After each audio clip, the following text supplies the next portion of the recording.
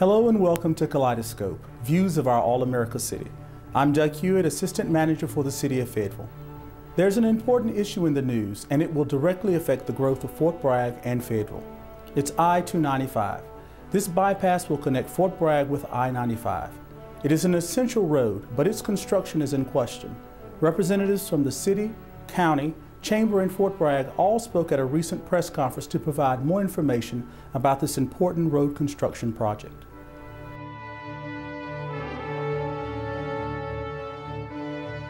Over the last couple of weeks, there's been some questions raised on the need for the I-295 loop. From the Fort Bragg perspective, this next phase is absolutely vital on a couple of levels.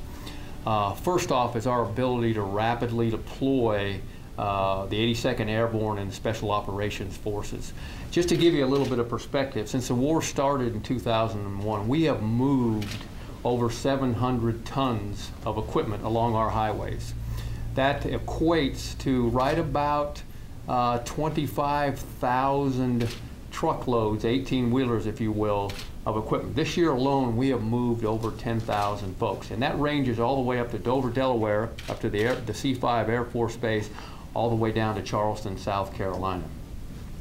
The next piece, the reason why this is so important to us, is from the security aspect. With the advent of the movement of FORSCOM and USARC, our security requirements have increased exponentially.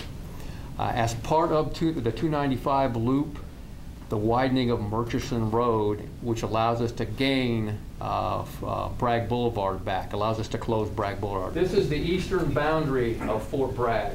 You'll see the green here. This is the next phase of the 295 loop. I mean, of an installation our size, we are the only military installation that does not have a direct access to the highway. The second piece of this, not many folks know, is FEMA. We are a FEMA staging base during hurricane season. FEMA stages its headquarters and tons of equipment in preparation for rapid deployment all along the eastern seaboard. Without this 295 loop, again, they have to move all their equipment through local streets. So it's absolutely vital for Fort Bragg to accomplish our mission. The loop itself was first identified in the statewide transportation improvement program all the way back in 1978, almost 30 years ago, over 30 years ago, and was envisioned as providing that multi-lane freeway to serve traffic demands and provide direct access between I-95 and the Fort Bragg military reservation over 30 years ago.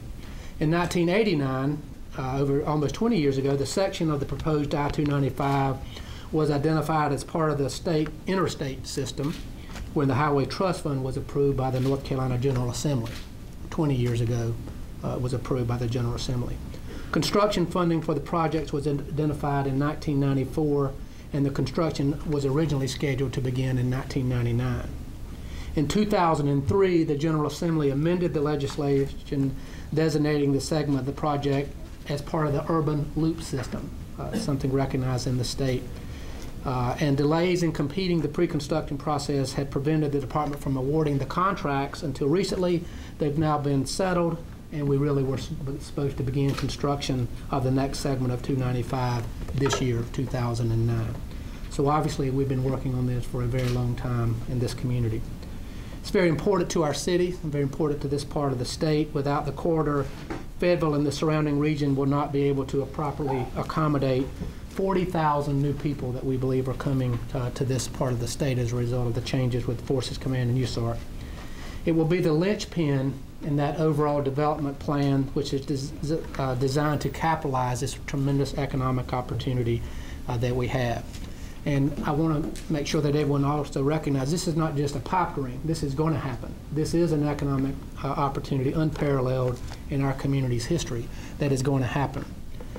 Just to give you some sense of the scope of that, Force Command relocation is anticipated to increase the gross regional product by $1 billion a year.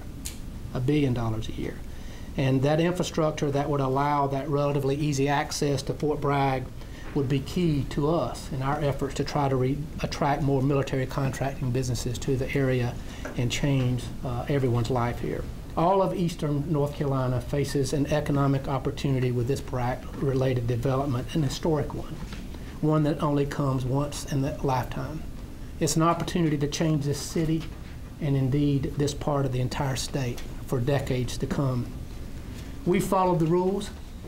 We've done the work.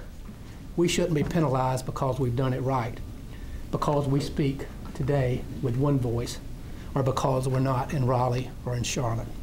We're prepared. Opportunity is knocking at our door, and right over its shoulder is success. It's our time. You've heard of the security needs. You've heard of the needs of Fort Bragg, and you know that there is unparalleled growth that is scheduled to start here in Cumberland County. We're not speculating here. These are facts. The growth is going to come. The future is now for this region. We need this for our region, for our county, for our state, and for our country. We waited and waited and waited. The time is right. The time is now.